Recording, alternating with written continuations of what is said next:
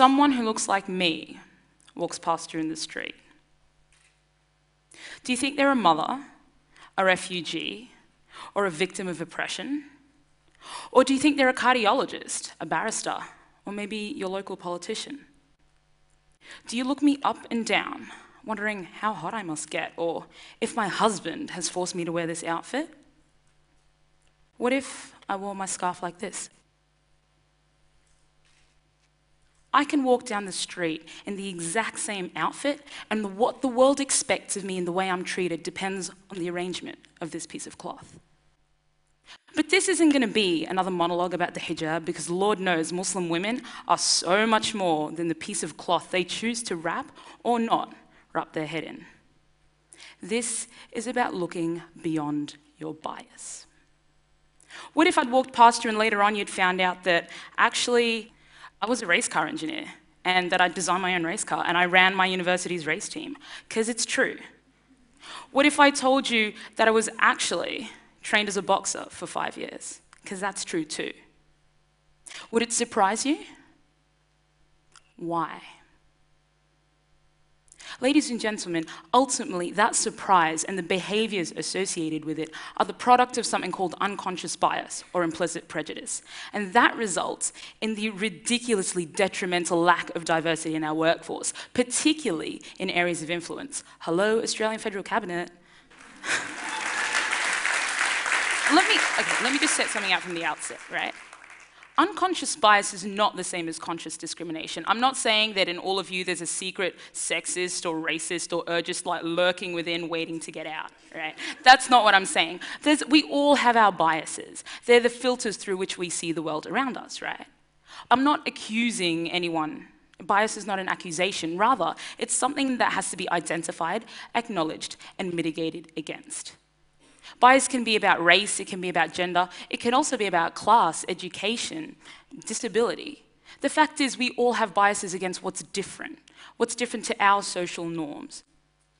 The thing is, if we want to live in a world where the circumstances of your birth do not dictate your future, and where equal opportunity is ubiquitous, then each and every one of us has a role to play in making sure unconscious bias does not determine our lives. There's this really famous experiment in the space of unconscious bias, and that's in the space of gender, in the 1970s and 1980s. So orchestras back in the day were made up mostly of dudes. There was up to only 5% were female, and apparently that was because men played it differently, presumably better. Presumably. But in 1952, the Boston Symphony Orchestra started an experiment. They started blind auditions. So rather than face-to-face auditions, you would have to play behind a screen. Now, funnily enough, right, no immediate change was registered until they asked the auditioners to take their shoes off before they entered the room. Because the clickety-clack of the heels against the hardwood floors was enough to give their ladies away. Now, get this. The results of the audition showed that there was a 50% increased chance a woman would progress past the preliminary stage, and it almost tripled their chances of getting in. What does that tell us? Well, unfortunately for the guys, men actually didn't play differently, but there was the perception that they did. And it was that bias that was determining their outcome. So what we're doing here is identifying and acknowledging that a bias exists. And look, we all do it, right? Let me give you an example. A son and his father are in a horrible car accident, right? The father dies on impact, and the son who's severely injured is rushed to hospital. The surgeon looks at the son when they arrive and is like, I can't operate. Why? The boy is my son. How can that be? Ladies and gentlemen, the surgeon is his mother. Now, hands up, and it's okay, but hands up if you initially assumed the surgeon was a guy. There's evidence that that unconscious bias exists, but we all just have to acknowledge that it's there and then look at ways that we can move past it so that we can look at solutions. Now, one of the interesting things around the space of unconscious bias is the topic of quotas, and this is something that's often brought up. And one of the criticisms is this idea of merit. Look, I don't want to be picked, because I'm a chick, right? I want to be picked because I have merit, because I'm the best person for the job. It's a sentiment that's pretty common among female engineers that I work with and that I know. And yeah, I get it, I've been there. But if the merit idea was true, why would identical resumes, in an experiment done in 2012 by Yale, identical resumes sent out for a lab technician, why would Jennifer be deemed less competent, be less likely to be offered the job, and be paid less than John's? The unconscious bias is there, but we just have to look at how we can move past it. And, you know, it's interesting. There's some research that talks about why this is the case, and it's called the merit paradox, right? And in organizations, and this is kind of ironic, in organizations that talk about merit being their primary value driver in terms of who they hire, they were more likely to hire dudes and more likely to pay the guys more, because apparently merit is a masculine quality. But hey. All right, so you guys think you've got a good read on me. You kind of think you know what's up. Can you imagine me running one of these? Can you imagine me walking and be like, hey boys, this is what's up, this is how it's done? Well, I'm glad you can.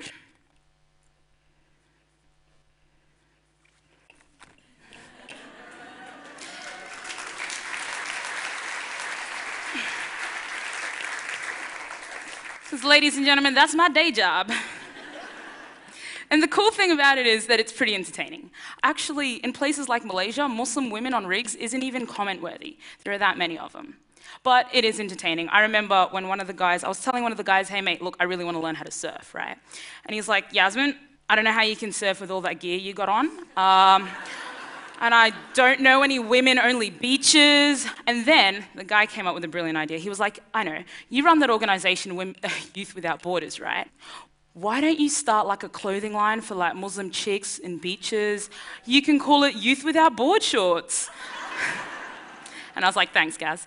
And then I remember another bloke telling me that I should eat all the yogurt I could, because that was the only culture I was going to get around there. Right? But the problem is, it's kind of true, because there's an intense lack of diversity in our workforce, particularly in places of influence. Now, in 2010, the Australian National University did an experiment where they sent out 4,000 identical applications, right, to entry-level jobs, essentially.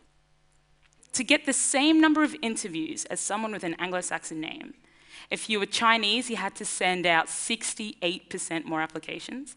If you were Middle Eastern, Abdul Majid, you have to send out 64%. And if you're Italian, you're pretty lucky. You only have to send out 12% more. In places like Silicon Valley, it's not that much better, right? In Google, they put out some diversity results, and 61% white, 30% Asian, and a bunch of blacks, Hispanics, all that kind of thing. And the rest of the tech world is not that much better, and they've acknowledged it, but I'm not really sure what they're doing about it. And the thing is, it doesn't trickle up. In a study done by Green Park, who are a British sort of senior exec supplier, they said that over half of the FTSE 100 companies don't have a non-white leader at their board level, executive or non-executive, and 2 out of every 3 don't have an executive who's from a minority. And most of the minorities that are at that sort of level are non-executive board directors, so their influence isn't that great. But hey, look, I mean, I've told you a bunch of terrible things, and you're like, oh my God, how bad is that? What can I do about it? Well, fortunately, we've identified that there's a problem. There's a lack of opportunity, and that's due to unconscious bias. But you might be sitting there thinking, well, I ain't brown. What's that got to do with me? Let me offer you a solution. And as I said before, we live in a world where we're looking for an ideal. And if we want to create a world where the circumstances of your birth don't matter, we all have to be part of the solution. And interestingly, the author of the lab resume experiment offered some sort of a solution. She said the one thing that brought the successful women together, the one thing they had in common, was the fact that they had good mentors. So mentoring, we've all kind of heard that before. It's in the vernacular. Here's another challenge for you. I challenge each and every one of you to mentor someone different. Think about it, right? Everyone wants to mentor someone who kind of is familiar, who looks like us, we have shared experiences. If I see a Muslim chick who's got a bit of attitude, I'm like, what's up? We can hang out, right? You walk into a room and there's someone who went to the same school, you play the same sports, there's a high chance that you're gonna wanna help that person out. But for the person in the room who has no shared experiences with you, it becomes extremely difficult to find that connection. So the idea of finding someone different to mentor, someone who doesn't come from the same background as you, whatever that background is about opening doors for people who couldn't even get to the damn hallway. Because ladies and gentlemen, the world is not just. People are not born with equal opportunity. I was born in one of the poorest cities in the world, Khartoum. I was born brown, I was born female, and I was born Muslim in a world that is pretty suspicious for reasons I can't control. However, I also acknowledge the fact that I was born with privilege. I was born with amazing parents, I was given an education and had the blessing of migrating to Australia, but also I've been blessed with amazing mentors who have opened doors for me that I didn't even know were there. A mentor who said to me, hey, your story is interesting, let's write something about it so that I can share it with people. A mentor who said, I know you're all the things that don't belong on an Australian rig, but come on anyway. And here I am talking to you. And I'm not the only one. There's all sorts of people in my communities that I see have been helped out by mentors. A young Muslim man in Sydney who ended up using his mentor's help to start up a poetry slam in Bankstown, and now it's a huge thing, and he's able to change the lives of so many other young people. Or a lady here in Brisbane, an Afghani lady who's a refugee, could barely speak English when she came to Australia. Her mentors helped her become a doctor, and she took out Young Queenslander of the Year in 2008. She's an inspiration, right?